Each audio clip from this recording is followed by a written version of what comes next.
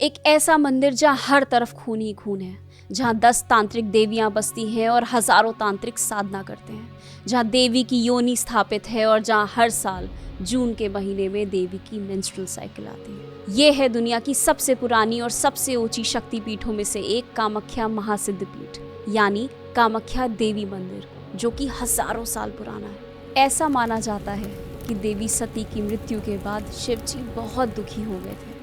उनके जले हुए शरीर को लेकर वो पूरे ब्रह्मांड में चक्कर लगाने लगे। एक कहानी के अनुसार तब विष्णु जी ने अपने सुदर्शन चक्र से देवी के शरीर के 51 टुकड़े कर दिए। ये टुकड़े धरती पर अलग अलग जगहों पर जाकर गिरे और पीठ निर्णय तंत्र के अनुसार इस धरती पर 51 शक्ति पीठों की स्थापना हुई। उन 51 खंडों में से देवी की योनि असम के नीलाचल पर्वत पर जाकर गिरी और गिरने के बाद उसने पत्थर का रूप ले लिया।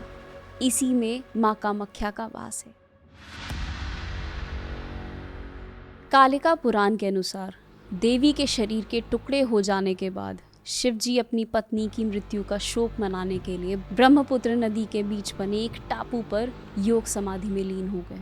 इसी बीच उनकी गैर मौजूदगी में तारकासुर नाम के एक राक्षस ने पूरी दुनिया में हाहाकार मचाना शुरू कर दिया। तारकासुर एक ऐसा राक्षस जिसने घोर तपस्या करके ब्रह्मा जी को प्रसन्न किया और उनसे 2 वरदान प्राप्त किए थे। पहला कि तीनों लोकों में उसके बल और बुद्धि की बराबरी कोई ना कर सके, और दूसरा ये उसकी मृत्यु सिर्फ और सिर्फ शिव जी के बेटे के हाथों ही हो। पर यह कैसे संभव था?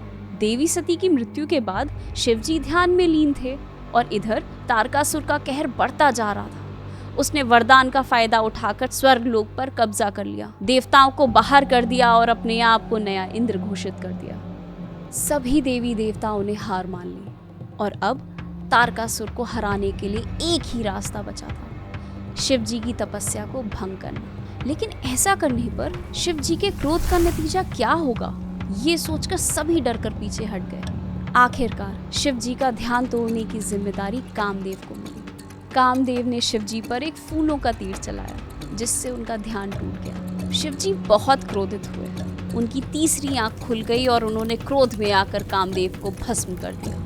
कामदेव की पत्नी देवी रति रोने लगी। उन्होंने महादेव के आगे अपने पति को दोबारा जीवन दान देने की प्रार्थना की। शिव जी ने उनकी प्रार्थना स्वीकार कर ली और कामदेव को उनका जीवन लौटा दिया। लेकिन उनका भस्म किया हुआ शरीर वापस नहीं आया। कामदेव वापस जीवित तो हुए, पर बिना अपने शरीर के। इसके बाद शिव जी ने कामदेव से कहा कि वो नीलाचल पर्वत जाकर देवी की योनि की पूजा करें।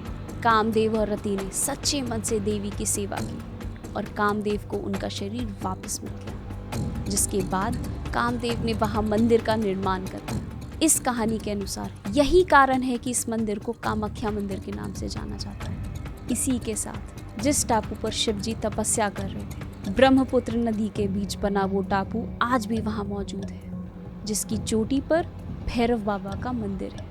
ऐसा माना जाता है कि भैरव शिव का अवतार है और इन शक्ति पीठों के रखवाले हैं। इसीलिए इस चोटी पर बने उमानंद मंदिर के दर्शन किए बिना माँ कामाख्या शक्तिपीठ के दर्शन को अधूरा माना जाता है। हर साल लाखों भक्त अपनी इच्छा पूरी करने के लिए कामाख्या मंदिर आते हैं और भैरव बाबा के दर्शन करके अपनी यात्रा को पूरा करते हैं। यूँ तो यहाँ पूरे साल ही भक्तों का आना जाना लगा रहता है, लेकिन हर साल ऐसे 3 दिन होते हैं जिनमें यहाँ आने वालों की संख्या कई गुना बढ़ जाती है। ऐसा माना जाता है कि ये 3 दिन देवी के मासिक चक्र के दिन होते हैं और इसी कारण मंदिर के पास से बहने वाली ब्रह्मपुत्र नदी का रंग 3 दिनों के लिए लाल हो जाता है।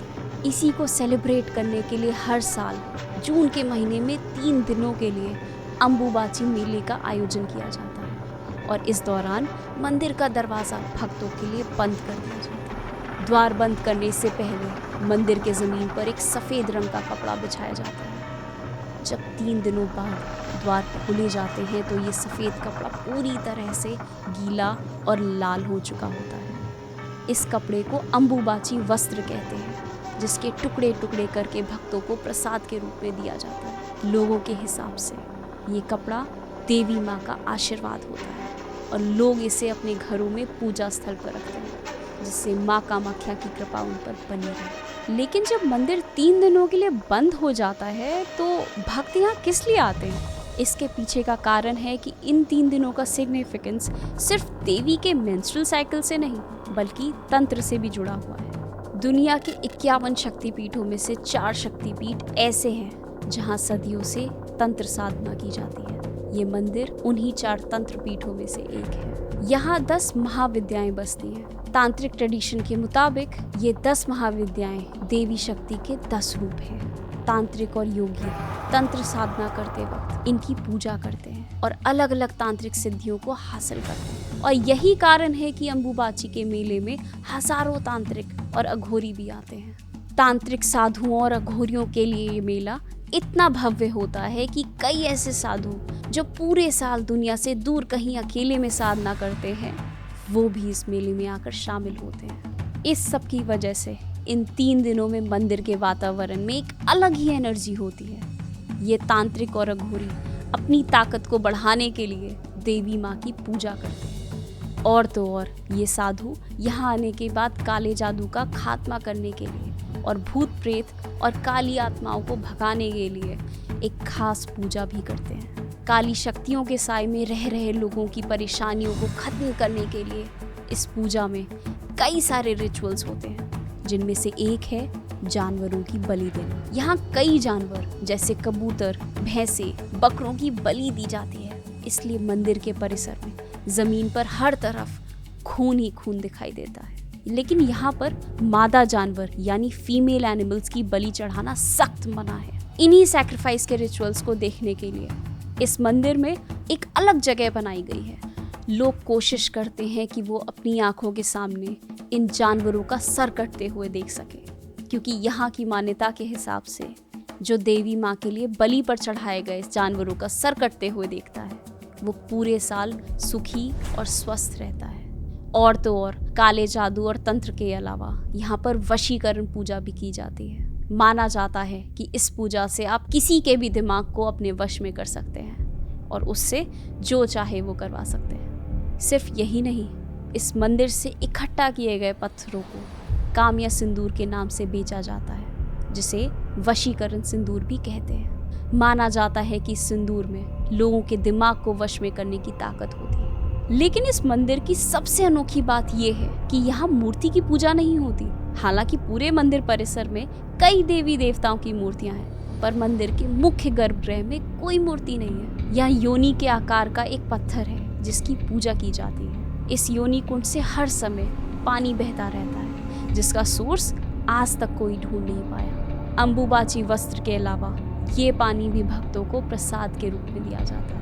ऐसा माना जाता है जैसे 9 महीने बाद बच्चा माँ की कोख से जन्म लेता है, वैसे ही देवी की योनि से इस पूरी सृष्टि का जन्म हुआ है और देवी की मेंस्ट्रुअल साइकिल से इस संसार में जीवन बना हुआ है। लेकिन कुछ लोग इस मेंस्ट्रुअल साइकिल वाली बात को गलत मानते हैं और ऐसा कहते हैं कि नदी के पानी को लाल बनाने के लिए यहाँ के पंडित उसमें सिंदूर मिला देते हैं। कई साइंटिफिक थ्योरीज ऐसी भी हैं कि यहाँ की मिट्टी आयरन से भरपूर है और इसी वजह से नदी का पानी लाल हो जाता है। लेकिन इतनी विशाल बहती हुई नदी का रंग सिर्फ सिंदूर से कैसे बदला जा सकता है? और अगर आयरन के कारण पानी लाल हो रहा है तो साल में सिर्फ 3 दिन ही क्यों? कामाख्या देवी मंदिर के अंबुबाची मेले की तरह एक और मेला है जिससे कई सारे राज जुड़े हुए हैं। मलजपुर का भूत मेला, जहाँ लोगों को पीट पीट कर उनके शरीर से बुरी आत्माओं को दूर किया जाता है। अगर आप इसके बारे में और जानना चाहते हैं तो हमारी ये वीडियो ज़रूर देखना। आपको हमारा ये वीडियो कैसा लगा हमें कमेंट्स में ज़रूर बताना। इस वीडियो को लाइक और शेयर कीजिए और ऐसी ही अनकही, अनसुनी और अनदेखी कहानियों के लिए राज को सब्सक्राइब करिए। See you in the next one.